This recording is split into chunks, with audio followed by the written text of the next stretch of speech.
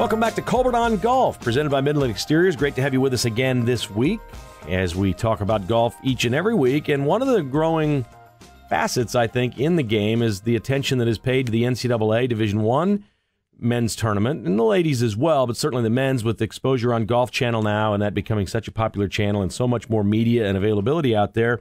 Jim, we see a lot more about college golf than we ever have before.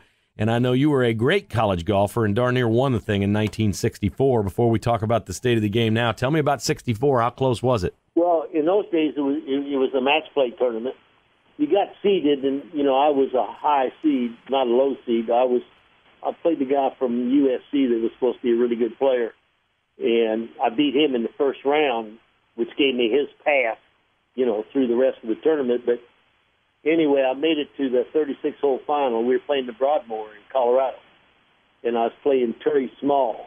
Terry was a sophomore at San Jose State, big guy, 6'3", 6'4". I didn't play well in the morning round. I think he had me 5 or 6 down. Then I made a pretty good comeback in the afternoon, but I think I got beat 3-2, and he played really well. Then the following week, he won the California State Amateur. He never beat anybody again. Really? Yeah, he tried the regular tour and he tried the senior tour, and anytime he came out, our paths would cross because I always remember him because he beat me, and he remembers me because he beat me, and my career turned out decent. So over decent. the years, I've seen him, over the years probably 20, 25 times, and I said, if you weren't so big, I'd hit you. But anyway, it was a big kick, and we played in Colorado, and I used to smoke in those days. And, I was smoking 1 cigarette a day at that altitude. I'm a little vulnerable in altitude anyway. It was a kick, and I get a call during the summer now. I'll get one call a month. Hey, I see your picture in the locker room there. They got a picture of the two of us there together. And I'll get a call once a month, somebody out there playing the Broadmoor. Say, hey, I see your picture in the locker room. Isn't that nice? I said, I finished second, though. He said, yeah, I saw that, too.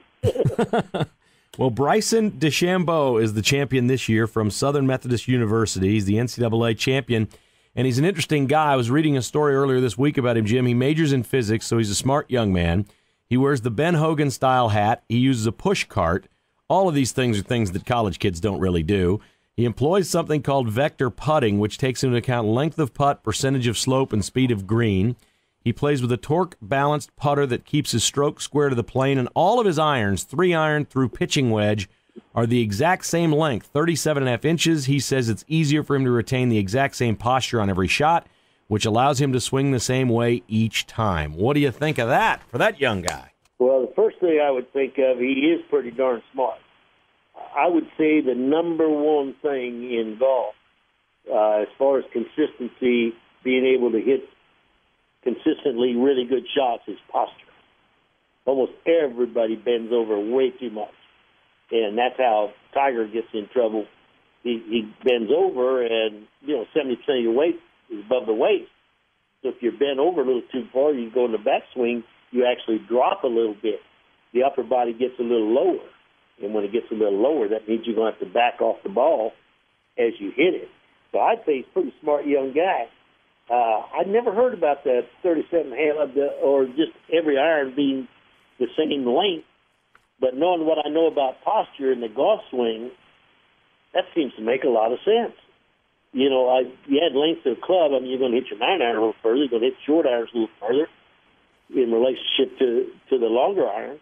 That seems to make a lot of sense, and I've never heard of that. There's a lot of tall guys who just get all the clubs made longer, but they're still graduated where the short irons the shafts are shorter than the long iron.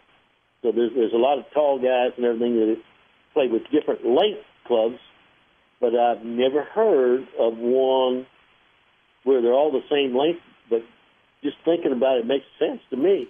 I've always kind of wondered why they're all different lengths, but I guess it's been that way forever. And obviously the wedges you're trying to hit shorter and they're smaller, so that obviously leads to that sort of thing. But was the game invented that way, where every club was just a different size from the get-go, or did somebody think, boy, this is exactly the way it should be?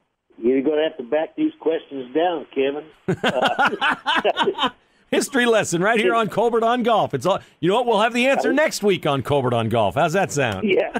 Well, I'm going to have to look it up because I don't have a clue. In 16 or 1700, I wasn't there. Yeah, right. Yeah, So, and it might have been a bunch of guys out drinking a bunch of scotch in the the goat fields or whatever. Just this one's not as long. Whatever, I'll swing this one. I'm not sure.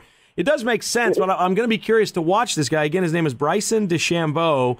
As he goes forward, and you mentioned earlier, he probably will get some exemptions. We may see him this summer and may get to play in some pro tournaments as an exempt player, as the NCAA champion. I'll be interested to see if his hands are in the same place. Would you imagine that he keeps his hands consistently in the same place on those clubs? I don't think that would be necessarily true on every shot because, not every club is the actual distance that you're trying to go. So some you hit a little harder, some you're taking something off. And the easiest way when you're trying to hit a 3/4 9-iron or a 3/4 7-iron instead of a hard 8 or hard wedge, you're going to choke it down a little bit. So I imagine he still goes up and down the shaft depending on the shot or the chip shot or the wedge shot. But I would say on full swings where he's got the absolute yardage he's looking for, they probably are the same. All right, here's what had happened when he was 15 years old. This is not long ago. This was 6 years ago because he's only 21. When Bryson DeChambeau was 15, his coach, Mike Shy, gave him a book called The Golfing Machine. It's a teaching manual with 24 components and 144 variations. This guy's a physics major. He's into math or something here. A player basically builds his own swing within this book, and it was perfect for DeChambeau's analytical mind at the age of 15, and he's kind of employed that philosophy ever since then. The Golfing Machine, 24 components, 144 variations. I'm not sure exactly what that means, but hey, if the kid liked math and physics and it works for him, it sounds like a great way to go. Kevin, I'd have to caddy if I had to read that book and learn to play. Okay?